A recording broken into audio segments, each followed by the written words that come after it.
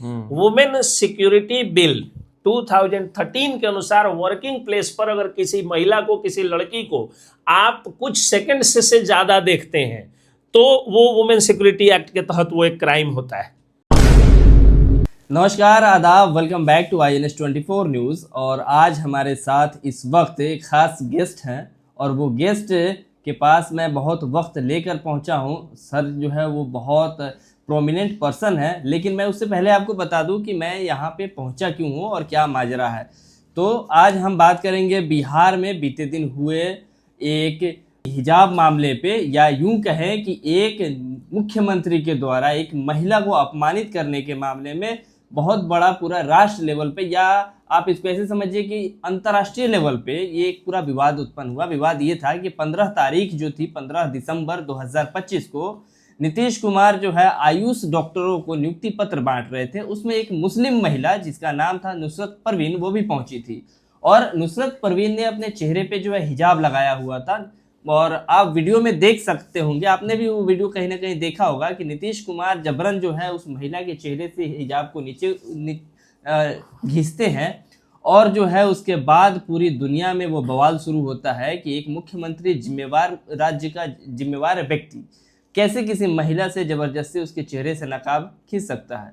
किसी ने यहाँ तक कह दिया कि उन्होंने सिर्फ नकाब उतारा है, कहीं और हाथ नहीं लगाया है। तो कहते हैं ना कि बेगानी शादी में अब्दुल्ला दीवाना, तो वो बात मुझे अभी याद आ रही है कि कश्मीर में बैठे उमर अब्दुल्ला और महबूबा मुफ्ती वहाँ नीतीश कुमार पे केस करते हैं, तमिलनाडु में केस होता है और आपको उत्तर प्रदेश में उनके खिलाफ केस होता है। तो लीगल जो है एस्पेक्ट इसमें बहुत सारा आ जाता है, जुडिशरी का मामला आ जाता है।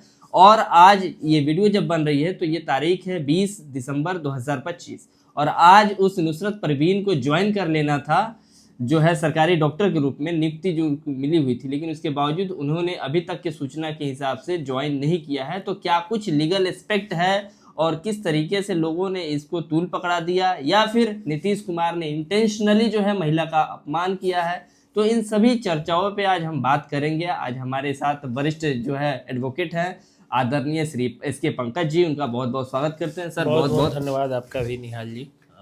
सबसे पहले तो कैसे हैं आप? बहुत अच्छा हूँ। और बहुत बहुत धन्यवाद कि आपने अपना कीमती वक्त जो है हमारे लिए और हमारे दर्शकों के लिए निकाला है। आपका भी स्वागत। तो पहला प्रश्न यही कि मुख्यमंत्री वाला तो प्रसंग आपको भी संज्ञान में होगा जी, नीतीश कुमार ने सही किया है या गलत किया है? क्या आप इसको कैसे देखते हैं, किस दृष्टिकोण से आप देखते हैं?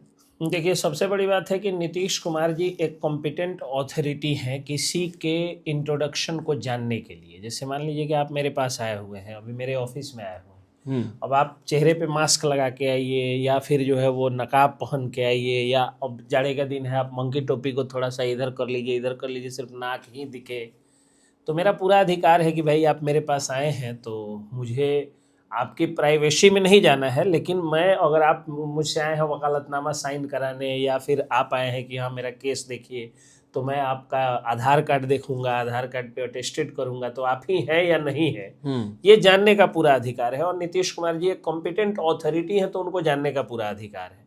लेकिन क्या है कि जैसे आपने कहा, जैसे हर व्यक्ति का रिलीजियस राइट अपना अपना होता है। जैसे मैं अभी अपने हाथ में देखिए कलावा पहना हुआ हूँ, तो ये संविधान के, इंडियन कॉन्स्टिट्यूशन के आर्टिकल 25 में है कि आपको धार्मिक स्वतंत्रता मिली हुई है भारतीय संविधान के द्वारा, जिसके तहत आप हिजाब पहन सकते हैं, जालीदार टोपी लगा सकते हैं, आप दाढ़ी रख सकते हैं, आप टीका लगा सकते हैं, आप त्रिपुंड लगा सकते हैं, आप कलावा बांध सकते हैं, आप रामनामा ओढ़ सकते हैं, आप हरी चादर ओढ़ सकते हैं, आप चाहें तो जो है वो क्रॉस वाला माला पहन सकते हैं जो क्रिश्चियंस का होता है जी। उसी तरह कोई हिजाब भी पहन सकता है। लेकिन नियुक्ति पत्र बांटने के समय में या वोट देने के समय में, या कोई ऐसा गवर्नमेंट जो सर्विस होता है या जो गवर्नमेंट का जो प्रोसीजर होता है उसको फॉलो करने के समय में आपको अपनी आइडेंटिटी दिखानी है। तो आइडेंटिटी किसी भी व्यक्ति का, मैं निहाल जी ही आप हैं, आप देवेंद्र सिंह जी नहीं है, ये मैं कैसे जानता हूँ? आपका चेहरा दिख रहा है तो जान रहा हूँ जी। अगर लोगो लेकर के अगर नवनीत जी भी आ जाएंगे तो मुझे लगेगा कि देवेंद्र जी ही हैं। तो उसी तरह से वहां पर इंट्रोडक्शन को जानने के लिए अगर नीतीश कुमार जी ने हटाया है तो मुझे नहीं लगता है कि इस पर कोई विवाद होना चाहिए। लेकिन कई लोगों को लग रहा है कि हाँ मुख्यमंत्री को ऐसा नहीं करना चाहिए। पहली बात तो ये देखिए, व्यक्ति का इंटेंशन देखा जाता है। व्यक्ति का इंटेंशन ये देखा जाता है, कोई भी महिला हो या लड़की हो। एक गुरु जो होता है, आप देखिएगा अपनी छात्राओं के माथा पर ऐसे हाथ रख देता है। मैंने आपके माथा पर हाथ रखा, तो आप चाहे तो इसका अपोज कर सकते हैं। Who am I to touch you? This is your personal parts of body. तो आपका माथा हो, आपका बाल हो, आपका जैकेट हो, आपका कोई भी चीज़ हो, आपकी दाढ़ी हो, ये मुझे छूने का अधिकार नहीं है अगर मैं अपोज करता हूँ तो। ठीक। लेकिन तो उसी तरह से अगर एक महिला अपोज करती है कि भाई आपने छुआ तो मुझे गलत लगा, तो वहां तक तो वो गलत माना जाएगा। लेकिन अभी तक जिस जो शिक्षिका है, सॉरी, जो डॉक्टर है, चिकित्सिका है, उस डॉक्टर साहिबा ने तो कुछ अपोज नहीं किया इस बात, ना कोई बयान दिया है, ना कोई FIR किया, ना कोई कंप्लेंट केस किया है। तो जो आपने कहा भी कि अब्दुल्ला के शादी में बेगाना दीवाने वाली बात हो गई, तो ये कौन लोग हैं जो इसको लेकर के हाय तौबा मचाए हुए हैं? और इस देश में लगभग, बंगाल का भी नया आंकड़ा आया है कि हर 10 मिनट पर बंगाल में एक बलात्कार हो रहा है। तो जो लोग एक दादा के उम्र के आदमी का एक पोती की उम्र के लड़की के हिजाब पहनने पर FIR करा दे रहे हैं, अगर वही लोग हर 10 मिनट पर जिस राज्य में बलात्कार हो रहा है लड़कियों के साथ, बेटियों के साथ, अगर उस राज्य के कानून व्यवस्था के जो पदभार संभालने वाले हैं, या जो वो भेड़िए हैं, बलात्कारी भेड़िए हैं, राक्षस हैं, उन पर अगर वो लोग पर्सनली जाके केस करते हैं, अगर उनके साइड से वो लोग वकील खड़ा करते, जैसा कि आपने देखा भी कि 12 बजे रात तक जो है वकील लोग वकालत किए हैं सुप्रीम कोर्ट में आतंकवादी को बचाने के लिए, तो उसी तरह से इन बलात्कारियों को सजा दिलाने के लिए अगर ये लोग जाकर के लड़ाई लड़ते, तो मुझे लगता है कि कहा जाता कि ये लोग अपनी सामाजिक और राजनीतिक जिम्मेदारियों को निभा रहे हैं, राष्ट्रीय जिम्मेदारियों को या राजकीय जिम्मेदारियों को निभा रहे हैं। लेकिन ये लोग केस कर रहे हैं एक लड़की के हिजाब को छूने पर, जबकि होना चाहिए था बलात्कार करने वालों के ऊपर। और अगर किसी की जिम्मेदारी ही तय करनी है, अगर रिस्पॉन्सिबल पद की बात हो रही है, तो जो रेप जहां हो रहा है उसके SHO पर ये लोग केस करते हैं। SHO के बाद में अगर कोई सुपरवाइजिंग अथॉरिटी है उस पर केस करते हैं, वहां के SPs पर केस करते हैं, वहां के DGP या ADG लॉ एंड ऑर्डर के ऊपर केस करते हैं, या वहां के गृह मंत्री के ऊपर या मुख्यमंत्री ममता बनर्जी के ऊपर केस करते हैं। तो जहां इनकी अपनी विचारधारा टकरा रही है, सही लग रहा है, वहां लाखों बेटियों के बलात्कार पर ये लोग चुप मतलब रह रहे हैं। इतना दोहरापन चाल चरित्र में ये लोग कहाँ से लाते हैं, मुझे समझ में नहीं आता। अच्छा, तो यानी आप सीधा सीधा ये कह रहे हैं कि जो लोग जो है बेगानी शादी में अब्दुल्ला दीवाना बने फिर रहे हैं, तो ये तुल का फिजूल बनाया जा रहा है, तिल का ताड़ बनाया जा रहा है। लेकिन एक सवाल और सर आपसे मैं जानना चाहूंगा कि क्या उस संवैधानिक पद पे, उस गरिमामय पद पे बैठे नीतीश कुमार को खुद से खींचना सही था? हिजाब उनके आसपास तो बहुत सारे पहले नीतीश कुमार के बारे में लोग जान ले, मैं बता देता हूँ नीतीश कुमार कौन है ये जानिए। नीतीश कुमार वो शख्स है कि जिस बिहार में शाम के 5 बजे के बाद बेटियां नहीं निकलती थी, उस बिहार में साइकिल योजना दे करके बेटियों को पंख लगा देने वाले का नाम नीतीश कुमार है। जिस बिहार में अगर कोई महिला प्रसव पीड़ा से मर जाती थी, तो जब तक उसके घर का देवर या जाउत समझते हैं आप? जी। क्या होता है जाउत का मतलब? उनके मतलब पति का भतीजा। हाँ। तो जब तक उनका देवर जाउत या ससुर भसुर रिक्शा नहीं लाता था, या देवर या जाउत जो है वो टायर बल नहीं सजा देता था, उस पर ओहार नहीं तना जाता था, तब तक वो महिला हॉस्पिटल नहीं पहुंच पाती थी। कई महिलाएं प्रसव पीड़ा से घर में मर जाती थी। उस बिहार में आज महिलाएं जो है वो सड़क पर स्कूटी लेकर के दौड़ा रही हैं शिक्षिका बन के, उनके 50% आरक्षण देने के कारण। उस बिहार में जिस घर के बहू का पैर का नाखून देखने पर गांव में चुंगला मीटिंग पर बैठ जाता था, शहर में चुंगला परिषद बैठ जाता था, उस चुंगला मीटिंग के सामने में गड़गड़ा के स्कूटी लेकर के जब जाती है, या जब वार्ड पार्षद जा करके और उनके बीच में बैठती है, चुंगला लोग उठ के प्रणाम करता है, भाग जाता है, अच्छे अच्छे लोग आते हैं। ये देन नीतीश कुमार का है। मुखिया पति का कल्चर पहले जो है कहा जाता था कि मुखिया ही नहीं, मुखिया जी के पत्नी है, और बाद में कहा जाने लगा कि हम मुखिया जी के हस्बैंड हैं, हम सरपंच जी के। ये नारियों को सशक्त करने का काम नीतीश कुमार ने किया है। 2010 में 2012 में मुझे याद है कि मुझे बेटी हुई थी, तो उस समय में जो है वो थोड़ा जो लोग कुछ लोग जो है वो मायूस बेटा बेटी में जो फर्क वगैरह की बात थी, तो मैंने कहा था कि देख लीजिएगा मेरी बेटी जब बड़ी होगी तो इसके साथ का जितने लोगों का बेटा है वो सब जो है वो चोरी अगर करेगा तो कोई ना कोई बेटी दरोगा बन के उसको जूता मारते हुए ले जा करके और जेल में बंद करेगी, और आज आप आइए कचहरी में मेरे बगल में खड़ा हो जाइए। जितने आयुष हो रहे हैं उसमें 80% तक बेटियां हो रही हैं, ये नीतीश कुमार है। और उनको कोई बेटियों के ऊपर ज्ञान बांटता है तो मुझे लगता है कि ये बहुत मूर्खतापूर्ण बात है जो नीतीश कुमार के नारी सशक्तिकरण पर कोई अगर सवाल उठा रहा है। तो नीतीश कुमार के मानसिक स्थिति पर विपक्ष ने सवाल उठाया था। तो अब देखिए, लेकिन बिहार की जनता ने क्या कहा, अगर नीतीश कुमार पागल भी हैं, जो है नहीं, मतलब मैं नहीं कह रहा हूं, वो विपक्ष कह रहा है, अगर पागल भी है तो पागल पसंद है लेकिन डकैत लोग पसंद नहीं है, जिनके आने के बाद में बिहार में 4 बजे के बाद बेटियों को जो है वो घर में घुस जाना पड़ता था और 6 बजे के बाद तो बेटा लोग नहीं निकलता था। अभी कितना बज रहा है बताइए, आप इंटरव्यू कितना बजे ले रहे हैं? अभी तो रात हो रहा है, रात्रि के टाइम है। रात के टाइम में आप ढंग से आकर के और इंटरव्यू लेके आराम से चल जा रहे हैं, ये दिन नीतीश कुमार का है। उनको लोग प्रवचन दे रहे हैं कि संवैधानिक पद पर के हिजाब नहीं खींचना चाहिए। बिल्कुल खींचना चाहिए। एक बाप अपनी बेटी का चेहरा देख ले, अगर बेटी आ रही है बाहर से स्कूटी से, आपकी हमारी किसी की बेटी आ रही है और वो मास्क लगाइए, हेलमेट लगाइए, अगर बाप उसका हेलमेट हटा दे, मास्क हटा दे, क्या मतलब इसका क्या आपको? और हाँ, वो भी गलत है, कानून के लिहाज से वो भी गलत है, लेकिन अगर उस लड़की ने, उस बेटी ने अपोज किया इस चीज का, तब वुमेन सिक्योरिटी बिल 2013 के अनुसार वर्किंग प्लेस पर अगर किसी महिला को, किसी लड़की को आप कुछ सेकंड से ज्यादा देखते हैं तो वो वुमेन सिक्योरिटी एक्ट के तहत वो एक क्राइम होता है। लेकिन ये क्राइम कब माना जाता है? जब प्रोसिक्यूट लड़की करेगी तब ना, जब प्रोसिक्यूशन उसका जो है वो करेगी तब ना, वो विरोध करेगी तब ना, उसको लगेगा तब ना कि ये घूरना था। There is different between glaring, gazing, seeing and seeing with affection. इन सब चीजों में अंतर है। घूरना, टुकुर टुकुर देखना, टुकुर टुकुर देखते हो क्या जुल्फे तेरी, चेहरा तेरा गाना आया था कुमार सानू का, और ये कौन गायिका थी, सुषमा श्रेष्ठ, पूर्णिमा श्रेष्ठ का, इन दोनों का गाना आया था। तो वो प्रेमी प्रेमिका का होता है टुकुर टुकुर देखना, और घूरना कोई गंदी नजर से खलनायक देखता है, राक्षस आदमी देखता है किसी लड़की को। और अफेक्शन के साथ देखना, किसी की बेटी बहुत सुंदर है और बाप के उम्र का आदमी उसको देख भी लिया, देखिए कितनी सुंदर बच्ची है, तो उसको बुरा नहीं माना जाता है। तो उसी तरह से जो गुड टच और बैड टच है, पोक्सो एक्ट पर मैंने कल वीडियो बनाया था जी, आप उसको देखिएगा। गुड टच और बैड टच में फर्क है। तो लड़की को फील नहीं हो रहा है बैड टच, मतलब बिहार में लड़की को बैड टच फील नहीं हुआ, और उधर जो है कश्मीर में महबूबा मुफ्ती को जो है वो, या जो भी हो, मैं न्यूज नहीं देखा हूँ जी, किसी को जो है वो बैड टच फील हो गया। क्या मजाक है ये?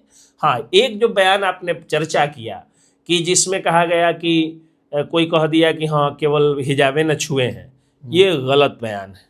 इसकी अगर मैं राजनेता होता तो बहुत कड़े शब्दों में भर्त्सना करता। मैं भारत का एक आम नागरिक हूँ, एक इज्जतदार शहरी हूँ भारत का, तो उस नाते मैं कह रहा हूँ कि मुझे वो गलत लगा, वो नहीं बोलना चाहिए था। अगर उस नेताजी के बेटी के बारे में, उनके बहू के बारे में, उनके बहन के बारे में अगर कोई बोलता माफी मांग लिए तो ये गलत होता। वो अगले दिन ही माफी मांग ली है, लेकिन अभी तक नीतीश कुमार का कोई स्टेटमेंट नहीं आया है। नीतीश कुमार क्यों स्टेटमेंट देंगे? जब उनका, मान लीजिए किसी पर कोई आरोप लग जाए तो फिर क्यों स्टेटमेंट कोई देगा? आरोप, आपके ऊपर कोई आरोप लगा दे कुछ अलबल, तो सब जगह स्टेटमेंट देते चलिए। अच्छा सर, एक चीज़ और मैं आपसे समझने का प्रयास करूंगा, क्योंकि भारत में अभी ये चर्चा का विषय है कि जो अल्पसंख्यक समुदाय है वो असहज महसूस कर रहा है, और इस घटना के बाद और ज़्यादा वो अपने आप पे हो रहे हमले की तरह देख रहा है कि अगर राज्य का मुख्यमंत्री हिजाब हटा रहा है तो क्या ये आम लोगों के अंदर में इस तरह की जाएगी छवि? पहली बात तो ये है कि जितना अल्पसंख्यकों के लिए मोदी सरकार और नीतीश सरकार ने काम किया, ना उतना कांग्रेस ने किया था, ना उतना यहाँ आरजेडी ने किया था।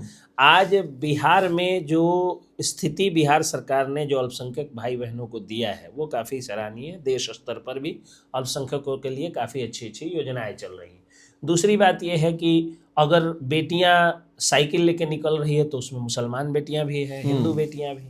अगर बेटियां जो है वो, आप देखिए ना, दरोगा लोगों में सबसे ज़्यादा जो वायरल हैं वो एक मुस्लिम बेटी है, क्या नाम है उनका, कोई नाजिया कुछ करके नाम है उनका। अच्छा। जो आप देखे होंगे कि एक एसएचओ ने अपने दादा और पिता को कुर्सी पर बिठा करके फोटो डाला। हाँ, फोटो हालांकि वायरल था उसमें वो उनके ऊपर कार्रवाई हुई थी, वो सर्विस वो कोड के बैठा नहीं अगेंस्ट था, सकती। लेकिन हाँ वो नहीं बैठाती। लेकिन अगर वो घर में बैठाती और वो अपने सामने कहती कि हाँ ये अगर मुझे कोई कुर्सी मिलती है तो उसके लायक मेरे पिताजी हैं, तो उस पर नहीं होता, वो सम्मान सरकारी देने कुर्सी पर नहीं बिठाना चाहिए था। तो वो तो मुस्लिम बेटी है, तो वो कहाँ से नौकरी लगी? अगर नीतीश सरकार ने 35% और 50% तक आरक्षण नहीं दिया होता तो उस मुस्लिम बेटी को भी नहीं लगता। साइकिल योजना का लाभ मुस्लिम बेटियों को भी मिला, पोशाक योजना का लाभ मुस्लिम बेटियों को भी मिला। तो जहां पे आप देखिए गरीब मुस्लिम बस्तियों में कांग्रेस के ज़माने में या लालू के ज़माने में बेटियों को कपड़ा नहीं होता था कि तन ढक करके स्कूल जा सके। नीतीश सरकार ने 2-2 सेट जो है वो फुल सूट उठाया, जो फुल बाई वाला सूट और सलवार कुर्ती जूती, और उसमें जो है वो बैग टांग के बैग में किताब रखने के लिए दिया और बेटियों को पंख लगा करके स्कूल में पहुंचाया।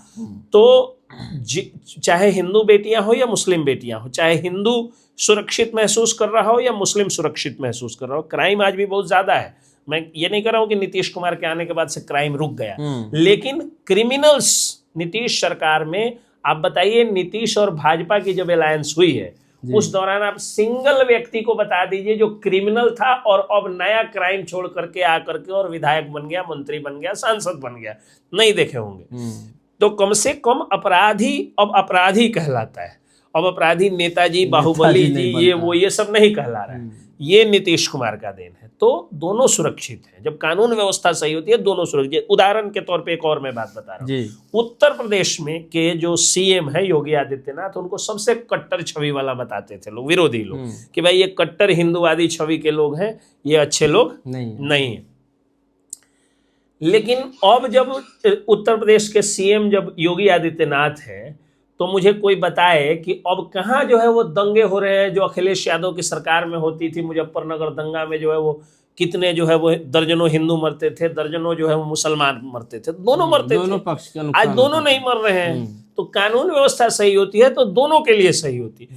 जो अतीक अहमद मारा गया इस सरकार में, चाहे वो एनकाउंटर नीति हो चाहे जो भी हो, लेकिन कम से कम इतना है कि अतीक अहमद ने सबसे ज्यादा मुसलमानों की जमीन पर कब्जा किया था। आज भी आजम खान पर जाकर के देखिए तो कई सारे मुस्लिम लोग पीड़ित हैं जो उन पर केस किए हैं, जिनका वो जमीन हड़प लिए हैं या जो भी कर लिए हैं। तो कहने का मतलब है जो क्रिमिनल होता है, जो माफिया होता है, जो गुंडा होता है, जो दंगाई होता है, जो हिंसक होता है, आतंकवादी होता है, राक्षसी प्रवृत्ति का होता है, हिंसक प्रवृत्ति का, बलात्कारी प्रवृत्ति का होता है, वो सबसे पहले अपने जात अपने पटीदार के ऊपर आक्रमण करता है और उन्हीं को मार करके वो बड़ा अपराधी गुंडा माफिया बनता है। किसी भी क्रिमिनल का इतिहास उठा करके देखिएगा तो अपने अटी पट्टी के लोगों को मार करके, अपने जाति धर्म शुरुआत वहीं से करता है, मार करके शुरू करता है और बाद में भी उन्हीं पर अत्याचार करता है। तो फिर कैसे लोग कह सकते हैं कि अल्पसंख्यक इस राज्य में सुरक्षित महसूस कर रहे हैं? जहां तक बात हिजाब की है, तो देखिए हिजाब की बात नहीं, मैं तो कहता हूं, मैं तो मुस्लिम बहनों से बार बार अपील करता हूं कि क्यों चेहरा जो है वो बांध करके वो लोग घूमेंगी। कोई उन पर जबरन, उसको जो अपने मर्जी से कोई पहने अलग चीज, लेकिन कोई जबरन उन पर नहीं थोप सकता है। कारण क्या है? चेहरा दिखाना कहाँ जो है वो बुरा। अब ये बात एक आदमी को मैं समझा दिया। एक आदमी की वाइफ जो है वो थी, मुझे याद है, वो आई हुई थी तो वो कोई काम था, लीगल वर्क था उनका। तो हमने उनको कहा कि भाई बड़ी गर्मी है और हमारा जो है वो एसी भी खराब है, तो इनको कहिए थोड़ा देर अपना चेहरा हटा ले। अब वो आदमी गुस्सा हो गया, बताइए मतलब हम अपनी पत्नी को किसी के पास भेज दें, नंगा घुमा दें? मतलब कितनी घटिया सोच है कि हिजाब के बाद डायरेक्ट नंगा सोचते हैं कुछ लोग। ये वही मूर्ख लोग। अब थोड़ा वो लोग बताएं कि उनकी माँ बहन घर में तो हिजाब पहन के नहीं रहती है, तो जब हिजाब पहन के नहीं रह रही है, उसके अलावा भी वो बहुत सारे कपड़े हैं जिससे वो सम्मानित दिख रही हैं। तो वही चीज अगर वो सड़क पे कर रही हैं या दूसरे के सामने कर रही हैं तो क्या दिक्कत है? आपको कैसे लगता है कि हिजाब हटाने का मतलब नंगापन ही होता है? तो ये कुतर्क दे करके और औरतों को ऐसा बताया जाता है कि तुम एक प्राइवेट प्रॉपर्टी हो, तुम हमारी बपौती हो, तुमको दूसरा कोई नहीं देख सकता है। ये गलत है। नारियों को 3 नजरों से देखा जाता है। पहला होता है एक है अरबियन सभ्यता जो कहती है कि हमारी प्राइवेट प्रॉपर्टी है, ऊपर से नीचे तक हम ढक के रखेंगे और हम ही देखेंगे, दूसरा कोई नहीं देखेगा। दूसरी होती है यूरोपियन सभ्यता जो कहती है ये पब्लिक प्रॉपर्टी है, नंगा पंगा घूमेगी कोई भी देखेगा। और तीसरी होती है जो सबसे पुरानी है परंपरा, वो होती है भारतीय परंपरा, सनातनी परंपरा, जिसमें कहती है कि लड़की को, औरत को हम ना तो छिपाएंगे और ना ही नंगा जो है वो दिखाएंगे, बल्कि हम उसको जो है वो 16 श्रृंगार में हो या जैसे भी हो, उसको देवी के रूप में, माँ के रूप में, बहन के रूप में, और उसको जो है वो देवताओं के मतलब देवी के रूप में उसको हम देखेंगे। तो इसीलिए लक्ष्मी माँ को, सरस्वती माँ को, आप देखिए दुर्गा माँ की जो है वो मूर्ति हम लोग लगाते हैं जी। तो लगाते हैं तो कहाँ उनका चेहरा छुपा देते हैं, घूंघट कहाँ तान देते हैं, चेहरा तो दिखता है उनका, हाँ पूरा कपड़ा जो है वो ढंग का होता है। तो उसी तरह से जिस तरह एक दुर्गा माँ की हम मूर्ति देखते हैं, मूरत देखते हैं, सूरत देखते हैं, और वो मूरत हमें मोहता भी है। मैया के मुखड़ा निहाल कैले बा का मांगी, मनोज तिवारी का गाना है। जी। तो माता का मुखड़ा जो है वो मैया के मुखड़ा बड़ी मन भावन, तो सुंदर तो वो लग रहा है, अट्रैक्ट भी कर रहा है, लेकिन वो अट्रैक्शन जो है वो एक माँ का अट्रैक्शन है जो बेटे को अट्रैक्ट करके उसके चरणों में झुकाता है। तो उस रूप में नारियों को देखना है। तो जो लोग ये सोच रहे हैं कि हिजाब हटा देने से, बुर्का हटा देने से ये इस्लाम खतरे में आ जाएगा, वो मूर्ख लोग हैं, जड़ा क्योंकि बुद्धि मेरा लोग। सवाल पूछने का मकसद ये था कि अभी इस पूरे घटना के बाद में झारखंड के एक स्वास्थ्य मंत्री हैं, उन्होंने उस डॉक्टर को, जो आयुष डॉक्टर थे, उनको जो है अपने राज्य में न्योता दिया है कि आप आइए, हम आपको 3 लाख रुपया का महीना देंगे और भी बहुत सारी सरकारी सुविधाएं देंगे। तो क्या आपको लगता है कि अब यहाँ पे कोई और रंग देने का प्रयास किया जा रहा है? अब देखिए एट रैंडम आपने ये सवाल पूछ दिया। हम्म। अब देखिए वो मंत्री जी कौन हैसियत से किसी को नौकरी दे सकते हैं? वो स्वास्थ्य मंत्री हैं, हालांकि बयान से तो दिमागी रूप से अस्वस्थ दिख रहे हैं, मतलब लग रहे हैं, लेकिन वो इस तरह का बयान कैसे दे सकते हैं? एक मंत्री की औकात नहीं होती किसी को नौकरी ऑफर कर देना। वो विभाग आपके मतलब आपका नहीं है, वो जनता का विभाग है। बपौती नहीं है वो आपका विभाग। आप उस शब्द को बोल सकते हैं, हम जिस कोर्ट में है ये बोल नहीं सकते हैं इस तरह की। तो क्या मैंने कहा, तो वो किसी की पर्सनल प्रॉपर्टी नहीं है वो विभाग, वो एक जनता का विभाग है जिसका मंत्रालय आपको दिया गया है सेवक के रूप में सेवा करने के लिए।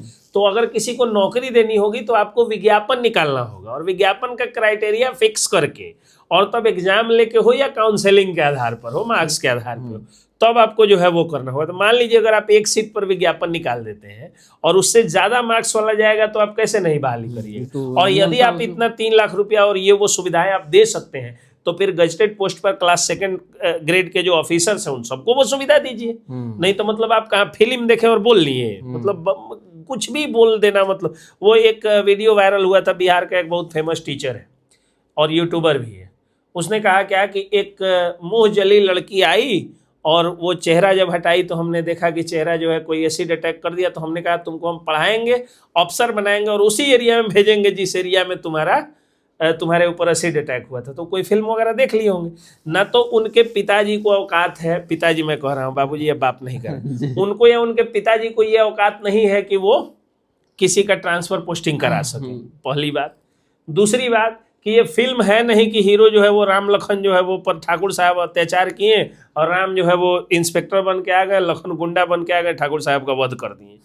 यहाँ गृह जिले में जो है वो ट्रांसफर जो है वो रिटायरमेंट के समय 2 साल के लिए मिलता है, पुलिस विभाग में हो या कुछ विभागों में हो, कुछ विभाग में उसमें भी नहीं मिलता है। अच्छा। और दूसरी चीज क्या है कि तो एक तो गृह जिला मिलेगा नहीं, और दूसरा चीज कि जहां आप पक्षपात, अगर वो गुंडा या वो लड़का अगर दूसरे जिले का होगा और उसमें आप ट्रांसफर करा दिए, एक तो आप करा नहीं सकेंगे, अगर आप करा दिए पैरवी पैगाम करके जो है वो बैक डोर से, तो फिर वो जो है जाएगा और जैसे ही पक्षपाती रवैया और अपने पावर का यूज करेगी तुरंत कोर्ट में एक पिटीशन देगा, फिर ट्रांसफर हो जाएगा या सस्पेंशन हो जाएगी। किसी और देखते हैं ना कितना डटाई होता है हाई कोर्ट के ऑनरेबल जस्टिस लोग, कितना जो है वो करता है लोग, तो लॉर्डशिप लोग। तो कहने का अर्थ ये है, लेकिन वो बोल दिए और बाद में पता चला कि वो लड़की जो है को पढ़ाए भी नहीं।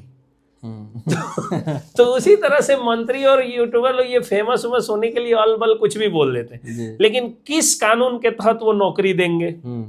अगर विज्ञापन निकालेंगे तो क्या गारंटी है कि वो लड़की एग्जाम पास कर जाएगी या उससे ज्यादा मार्क्स वाला लोग उतना सीट पर नहीं आएगा? तो मतलब कुछ भी बोल देना है, तो ये मूर्खतापूर्ण बात बोले हैं मंत्री जी। चलिए, तो इस टॉपिक पे तो फिलहाल जो प्रश्न बन सकते थे वो तमाम प्रश्न मैंने पूछने का प्रयास किया, और आपका सहृदय धन्यवाद भी कि आपने बहुत स्पष्टता से एकदम मुखर होकर तमाम चीज़ों का जवाब दिया। तो ये जो पूरा जो अभी घटनाक्रम हुआ है 15 तारीख से लेके, और आगे देखिए अभी आगे क्या क्या होता है। कई राज्यों में नीतीश कुमार के ऊपर जो है वो प्राथमिकी दर्ज करने का आवेदन दिया गया है। तो अब देखना ये है कि लीगल तरीके से क्या नीतीश कुमार जो है वो फंसेंगे या फिर ये मामला कुछ समय के बाद ऐसे ही टल जाएगा, क्योंकि सोशल मीडिया का ज़माना है। तो जब एक पर्टिकुलर टाइम पीरियड में खूब हंगामा होता है, उसके बाद सब लोग अपने अपने काम में व्यस्त हो जाते हैं।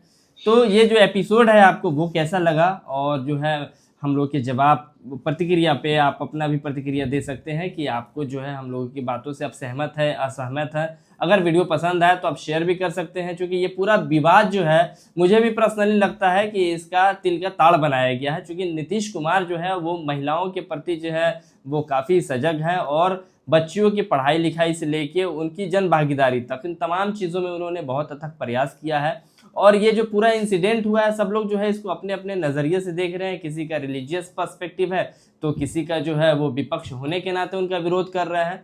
तो इन तमाम मुद्दों पे आप अपनी भी राय एकदम खुल के डाल सकते हैं, पसंद आए तो शेयर कर सकते हैं। और अगर ये हमारे अलग अलग जो कार्यक्रम होते रहते हैं उसको भी आप देखते हैं, जिसके लिए हम आपका तहे दिल से शुक्रिया अदा करते हैं। बहुत बहुत धन्यवाद आपका।